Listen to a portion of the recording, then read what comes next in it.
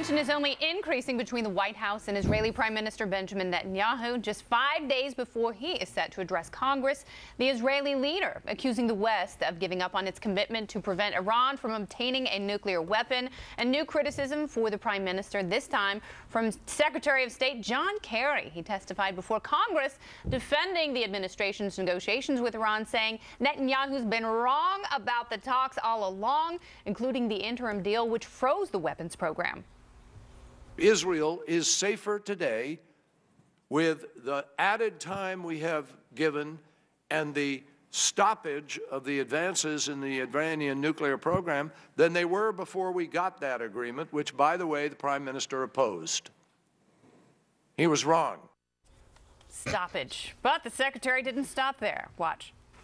The Prime Minister, as you recall, was profoundly forward-leaning and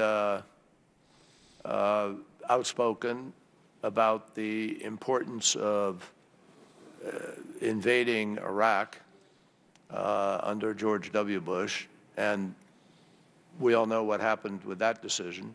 He may have a judgment that just may not be correct here. So he was for it before he was against it. But listen to what syndicated columnist Charles Krauthammer had to say about that last remark from Kerry. That Kerry statement is rather rich. He talks about Netanyahu supporting the Iraq war. Now let's remember that was in 2003. Netanyahu did not become prime minister until 6 years later. So here we have an opposition politician in a country 3,000 miles away. Well, at the same time, John Kerry himself was in a position of influence. He was a senator. He supported the war. He voted for the war. A year later, when he ran for the presidency, he continued support of the war. So we, perhaps, by Kerry's own logic, we ought to be questioning his judgment. I don't think that's a bad idea at all. All this is the number of Democratic no-shows for Netanyahu's speech keeps growing. Democrat Tim Kaine of Virginia, the fourth senator to say he will skip the address. Meantime, as negotiations on a nuclear deal are going on with Iran, pictures like this are coming out of that country. Hundreds of thousands of people taking part in anti-American demonstrations earlier this month, burning an American flag, shouting death to America and death to Israel.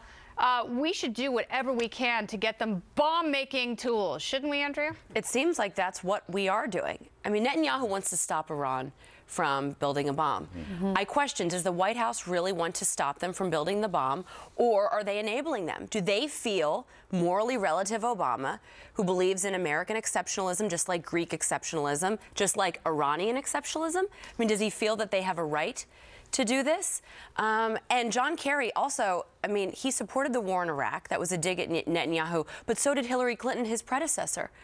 So we should be asking them a lot of questions. Look at the war in Libya. That's Obama's war. We look at the war in Afghanistan. That's President Obama's war. Is the Nobel Peace Prize going to be taken back anytime soon? But I think it is time that we ask the question. I'm dead serious about this. Is this White House anti-Semitic? Are they?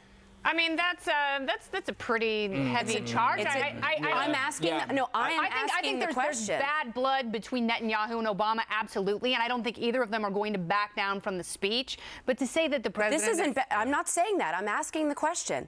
Because look at the hostility towards Israel. We have never seen an administration so coordinated in their attacks, from Susan Rice to John Kerry to the president, repeatedly at Netanyahu, calling him, quote, destructive. Yeah. It's just a question. Yeah, I think what you can definitely say is that they've made the calculation at the White House that we can live with a nuclear-armed Iran. I think so. You know, I think that they've made that decision some time ago. You see Secretary Kerry talking about how Israel is safer, making this incredible leap of faith that we actually understand what Iran's been doing during all this period of time. And what they've been doing is advancing the ball. They're very good at playing for time. They've been extremely good with this administration, the previous administration, to be fair, at just constantly buying more time to continue their march. This is what they want to do. So, I mean, I do think that for whatever reason, the White House decided we can live with this. But honestly, I look at what the Democrats are doing over Netanyahu's speech and the kerfuffle.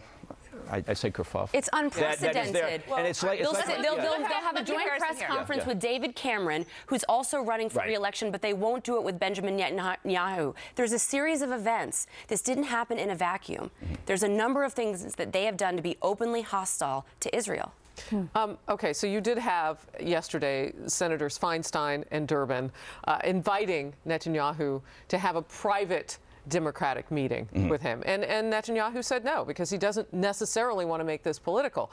He's speaking before the entire House. Right. So they can opt in, if you will, the Democrats.